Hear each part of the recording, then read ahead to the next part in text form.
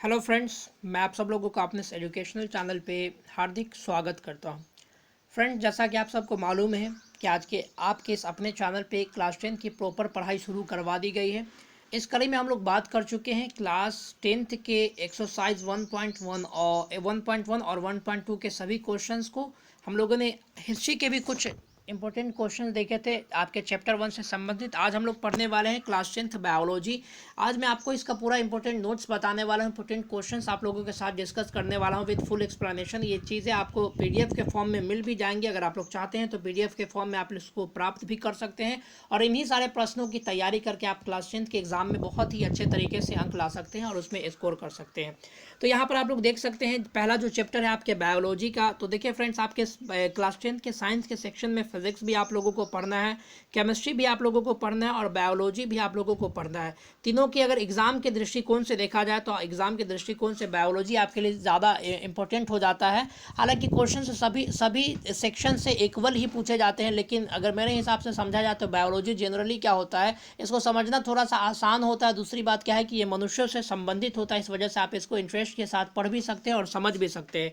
तो पहला चैप्टर, जैसा कि आप लोगों के एनसीईआरटी या आप लोगों के सिलेबस का जो पार्ट है वो जैव प्रक्रम है। तो आज मैं आपको इसको पढ़ाने वाला हूँ। इसको ये कई कई पार्ट्स में ये वीडियोस आपके पास पहुंचेंगे, क्योंकि ये बहुत लंबा हो जाएगा अगर एक ही पार्ट में अगर बना दिया जाए तो चलिए देख लेते हैं, समझते हैं। सबसे पहला ही सवाल आपके सामने दिया गया है कि जैव प्रक्रम क्या है। देखिए पहला सवाल आप लोग देख पा रहे हैं, जैव प्रक्रम क्या है। तो देखिए नीचे आपका इसका आंसर दिया गया है, वैसे सभी क्रियाएं जो कि जीवन जीने के लिए अति आवश्यक होते हैं जैव प्रक्रम कहलाते हैं। कहने का अर्थ क्या होता है, यानी इस डेफिनेशन से आप क्या समझ सकते हैं, तो वैसे सभी काम जिसको किए बिना कोई भी मनुष्य या कोई भी सजीव इस धरती पर अपने अस्तित्व को नहीं बना करके रख सकता है, तो वैसे सभी काम को हम लोग जैव प्रक्रम कह सकते हैं। जैसे अगर आपके शरीर में श्वसन की क्रिया संपन्न नहीं होती, अगर आपके शरीर में श्वसन की क्रिया नहीं होगी तो आप कुछ सेकेंड में ही आपकी मृत्यु हो जाएगी या कुछ मिनटों में ही आपकी मृत्यु हो जाएगी। तो आप कह सकते हैं कि आपका जो श्वसन की जो क्रिया है आपके लिए एक प्रकार का जैव प्रक्रम है।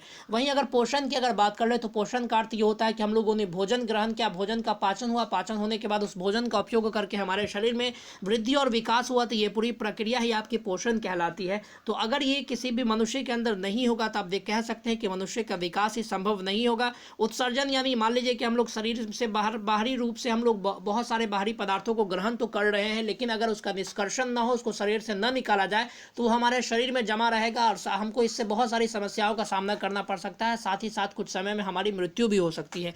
उसके बाद आप कह सकते हैं कि गति और वृद्धि आपके सामने देख सकते हैं, गति और वृद्धि।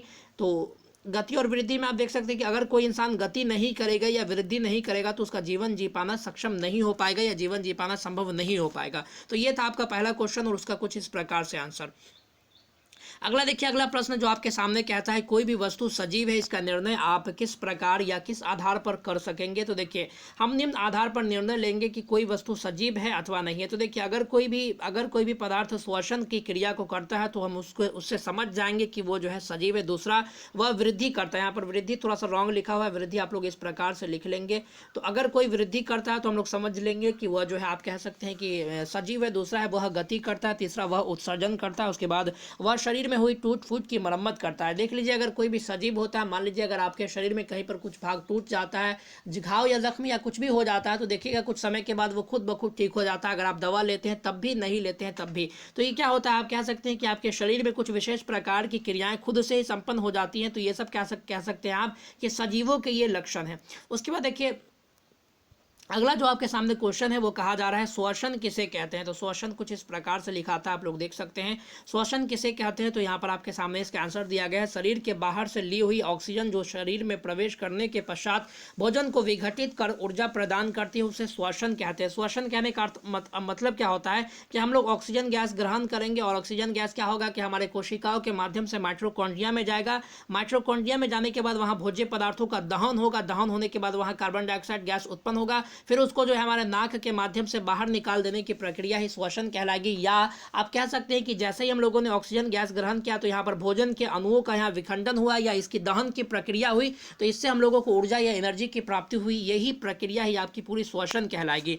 अगला जो सेक्शन है आपके सामने वो है शरीर क्रिया विज्ञान किसे कहते हैं। तो देखिए यहाँ पर जीव शरीर की वह शाखा जिसके अंतर्गत जैव प्रक्रियाओं का अध्ययन किया जाता है उसको शरीर क्रिया विज्ञान कहते हैं। यानी आपके शरीर में जो भी प्रकार की घटनाएं घट रही हैं, जिस भी प्रकार की क्रियाएं संपादित हो रही हैं, अगर उस जिस विज्ञान के शाखा के अंतर्गत हम उसको पढ़ रहे हैं तो वो आपका जो है शरीर क्रिया विज्ञान कहलाएगा।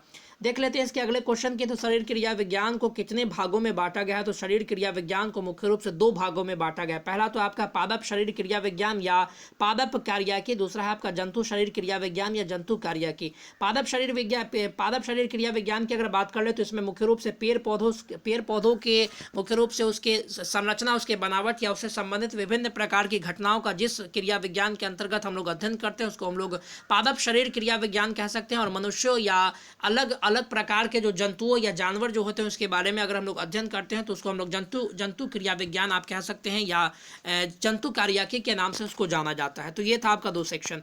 बढ़ते हम अपने आगे की ओर देखने का प्रयास करते हैं, उसको समझने का प्रयास करते हैं। अगला क्वेश्चन है आपके सामने कि मनुष्य जैसे बहुकोशिकीय जीवों में ऑक्सीजन की आवश्यकता को पूरी करने में विषण प्रक्रिया क्यों अपर्याप्त है? तो देखिए यहाँ पर विषण इस प्रकार से कुछ लिखा था, विषण प्रक्रिया क्यों अपर्याप्त है। तो यहाँ पर समझने वाली बात यह है, देखिए फ्रेंड्स, विषण प्रक्रिया क्या होता है कि आपके शरीर से क्या होता है कि जल के अणुओं का या जल का जो है मुख्य रूप से क्या होता है, तो आपकी कोशिका से जल के अणुओं का आदान प्रदान होना या वायु के या हवा के कणों का आदान प्रदान होना ही आपका क्या कहलाता है? विषण कहलाता है। तो यहाँ पर देखिए विषण क्या होता है, विषण की प्रक्रिया होने के लिए सबसे जरूरी क्या हो जाती है कि आपका शरीर का या जो भी कोशिका है सभी कोशिकाओं का संपर्क वायुमंडल के साथ सीधा सीधा हो। लेकिन मनुष्य क्या होता है, आप लोग देख सकते हैं मनुष्य में बाहरी जो त्वचा होती है उसी का संपर्क सिर्फ वायुमंडल के साथ होता है। अन्य जो विशेष प्रकार के अंग या अंग तंत्र या और भी अन्य प्रकार की जो कोशिकाएं होती है उसका संपर्क जो है वायु के साथ सीधे तौर पर नहीं होता है। तो जब सीधे तौर पर नहीं होगा उसका संपर्क, तो मुख्य रूप से क्या होगा कि विषण प्रक्रिया के द्वारा हमारे शरीर में ऊर्जा की प्राप्ति संभव नहीं हो सकेगी। तो ये आपका इसका कारण हो सकता है। इसका दूसरा कारण यह है कि मनुष्य क्या होता है कि एक प्रकार का बहुकोशिकीय जीव है और इसमें जो है एक बहुत ज़्यादा ऊर्जा की आवश्यकता होती है किसी भी कार्य को संपादित करने के लिए। तो विषण प्रक्रिया से हम लोगों को काफ़ी कम मात्रा में ऊर्जा की प्राप्ति होती है। मान लीजिए अगर हमारे शरीर में विषण प्रक्रिया, सारी कोशिकाएं अगर वायु के संपर्क में होती तब भी जो है हमारे शरीर में विषण की प्रक्रिया नहीं संपादित होती। इसका कारण क्या है कि अगर आपके शरीर में विषण की क्रिया संपादित होती तो आपको कम मात्रा में ऊर्जा की प्राप्ति होती, लेकिन मनुष्य को जो है अपने जीवन को चलाने के लिए बहुत अधिक मात्रा में ऊर्जा की आवश्यकता पड़ती है। और दहन की प्रक्रिया, अब जब ऑक्सीजन ही कम आएगा तो दहन की प्रक्रिया भी धीरे धीरे होगी। जब धीरे धीरे दहन की प्रक्रिया होगी तो आपको ऊर्जा की प्राप्ति भी धीरे धीरे ही होगी। तो इस प्रकार से आप कह सकते हैं कि मनुष्य जो है काफ़ी ज़्यादा दुविधा में पड़ जाता। तो ये कारण है आपके मनुष्य के, आप कह सकते हैं कि इसमें आपके विषण प्रक्रिया के माध्यम से जो है आप कह सकते हैं कि ऑक्सीजन की आपूर्ति जो है संभव नहीं हो पाती है। अगला जो सवाल आपके सामने कहता है वो ये है, कुछ इस प्रकार से आप लोग देख पा रहे हैं कि किसी जीव द्वारा कौन सी बाहरी कच्ची सामग्री का उपयोग किया जाता है। तो देखिए कोई भी मनुष्य जो होता है तो वो मुख्य रूप से क्या करता है, कोई भी जीव जो होता है वो या तो ऑक्सीजन ग्रहण कर सकता है या बहुत सारे जीव ऐसे होते हैं जो कि कार्बन डाइऑक्साइड गैस ग्रहण करते हैं, सौर ऊर्जा ग्रहण करते हैं, ऊर्जा ग्रहण करते हैं और जल जो है मुख्य रूप से ये ग्रहण करने का काम करते हैं। तो ये मुख्य रूप से कुछ बाहरी पदार्थ है जो कि मनुष्य या कोई भी प्रकार का जीव जंतु बाहर से लेने का काम करता है। उसके बाद जीवन के लिए कौन कौन से प्रक्रम अनिवार्य है, तो श्वसन क्रिया आपके लिए अनिवार्य है, उसके बाद पोषण क्रिया आपके लिए अनिवार्य है, उसके बाद वृद्धि है, उसके बाद गति है, उत्सर्जन है, ये सभी क्रियाएं आपके लिए अनिवार्य है। जनन जो है, देखिए जनन क्रिया भी आप लोगों के लिए अनिवार्य है, लेकिन आप लोग कंफ्यूज नहीं होइएगा। जनन जो है एक प्रकार की जैव प्रक्रम प्रक्रिया नहीं है।